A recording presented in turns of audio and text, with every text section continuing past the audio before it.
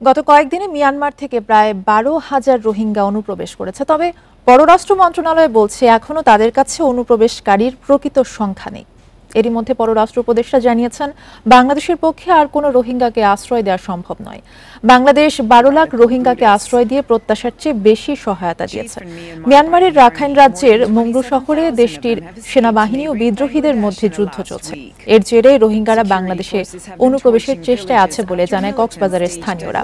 তারা বলছে, উখিয়া ও টেকনাফের স্থলে এবং নৌ সীমান্তের অন্তত ৩০টি পয়েন্ট দিয়ে এসব রোহিঙ্গারা অনুপ্রবেশ করছে। তাদের ঠেকাতে সীমান্তে নিরাপত্তা জোরদার করা হয়েছে। এ নিয়ে আলোচনা করতে রাজধানীর বনানী থেকে আমাদের সাথে যোগ দিয়েছেন অভিবাসন বিশেষজ্ঞ আসিফ মুনির। আপনাকে স্বাগত জানাচ্ছি ইন্ডিপেন্ডেন্ট সংবাদে।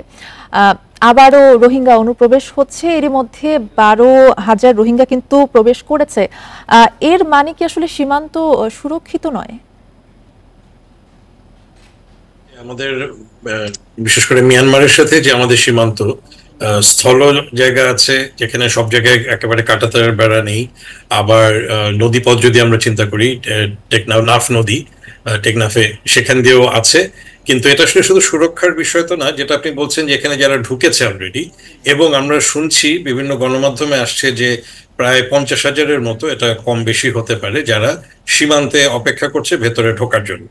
এখন এখানে বিষয়টা আসলে তারা তো এমনি এখানে মানে একটা ওইদিকে চাপ আছে, ওখানে যেহেতু সংঘাতের কথা আপনারা বলছিলেন, সেই সংঘাতের কারণে এটা আমাদের মাননীয় উপদেষ্টা যেটা বলেছেন সেটা অবশ্যই ঠিক, যে বাংলাদেশের পক্ষে সেটা ধারণ করা সম্ভব না। কিন্তু সেক্ষেত্রে আমাদের আন্তর্জাতিকভাবে দ্রুত আলোচনাটা দরকার, যে এই যে অপেক্ষমান মানুষ আছে, এরা এখন মিয়ানমারের ভেতরে ফেরত যেতে পারছে না, রাখাইনে যেতে পারছে না। এটা কিন্তু অনেকে নোম্যান্স ল্যান্ড বলি বা এরকম জায়গাতেই আছে। এবং এটাও আমরা শুনছি, যেটা আপনি বলছেন যে শুধু সুরক্ষার বিষয় না, কিছু কিছু দালাল চক্র আছে যারা মাথা পিছু কিছু টাকার ভিত্তিতে যারা এর মধ্যে ঢুকেছে তাদেরকে ঢোকার ব্যবস্থা করে দিয়েছে। তো সেটা নিয়ন্ত্রণ করা যেতে পারে, কিন্তু তার চেয়েও জরুরি হচ্ছে আন্তর্জাতিক আলাপটি, যে এই যে নতুন একটি জনগোষ্ঠী আসতে চাচ্ছে, তাদের লজিক্যাল কারণ আছে, কিন্তু সেটা সিদ্ধান্তটা আন্তর্জাতিকভাবে হওয়া উচিত। আমরা আগেও শুনেছি বা বলেছি, সংকটটি শুধু বাংলাদেশের না, এটা একটা আন্তর্জাতিক সংকট। জি, অবশ্যই। এই ক্ষেত্রে যদি একটু জানতে চাই যে নতুন করে যেসব রোহিঙ্গারা আসলে আসছেন, তারা কোথায় আশ্রয় পাচ্ছে এবং তাদের ভরণ পোষণের দায়িত্ব কে নিচ্ছে? সেটা তাৎক্ষণিকভাবে আমরা যেটুকু জানতে পারছি, ওখানে স্থানীয় যারা কাজ করেন বা ক্যাম্পে যারা থাকেন তাদের কাছ থেকে, যে সীমান্তের কাছাকাছি যে এলাকাগুলোতে যে বসতিগুলো বা যে ক্যাম্পের অংশগুলো আছে সেখানে, এবং এদের তো আসলে যেহেতু অনেকদিন ধরেই বাংলাদেশে একটা জনগোষ্ঠী আছে, এদের কেউ না কেউ পরিচিত আছে।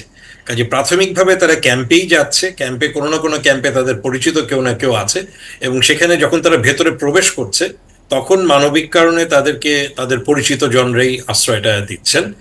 এবং সেক্ষেত্রে এটা আপাতভাবে যেটা হচ্ছে, যে তাৎক্ষণিকভাবে আন্তর্জাতিক যে সংস্থাগুলো সেখানে মানবিক সহায়তার কাজ করে, ইউএনএইচসিআর থেকে শুরু করে অন্যান্য সংস্থাগুলো, তারা এটা দিচ্ছে। কিন্তু এটা কিন্তু আসলে একেবারে বলবো যে আনুষ্ঠানিকভাবে সিদ্ধান্ত গ্রহণের ভিত্তিতে নয়, এটা একটা জরুরি অবস্থার ভিত্তিতে তারা মোকাবেলা করছেন। তো আমরা বুঝতে পারছি যে গত 1 মাসে আসলে যেহেতু বাংলাদেশে একটা বিকট বড় রকমের একটা ঘটনা ঘটেছে, এখানে মনোযোগ দেওয়া যায়নি, কিন্তু এটা একটা কর্মকৌশল চিন্তা করা দরকার, যে ওইদিকে তো যুদ্ধ চলছে, যুদ্ধ সহসা থামার কোনো কারণ নেই। এখানে কখনো আরাকান আর্মি, কখনো সেখানে মিলিটারি গভর্নমেন্ট যারা এখনো ক্ষমতায় আছে, এইটা যেহেতু চলমান থাকছে, এখন আমরা শুনছি 50,000, আরো বেশি হতে পারে।